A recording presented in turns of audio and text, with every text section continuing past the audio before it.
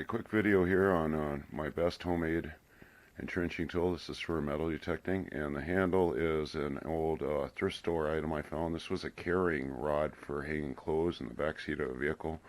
It's pretty heavy gauge steel. It's about 12 gauge, suitable for the job. And it had this glued on cushion handle, which is perfect. I've drilled a hole through the end for 550 paracord for a lanyard. The blade is actually cut from a propane tank, and it's cut from right there, so that makes it 8 gauge heavy steel. And it's already got the unique shovel taper. Notice I cut it on the weld, which is right here on the side of the tank. That'll reinforce it, and it's somewhat tapered like that, so it's not going to hinder you when you dig into the soil.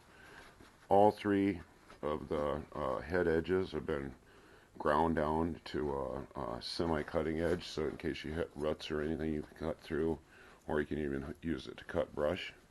I've hammered down the end like so, so it won't hamper going into the dirt. And there's 3 heavy 5/16 bolts like so that are attaching it. They've been cut off the excess bolt and filed down to also not hamper it. Perfect entrenching tool. And the whole thing will go in the back of my ATV into my ATV tool carrier. See my ATV tool carrier video? Like so. Bam, you're done. Thanks.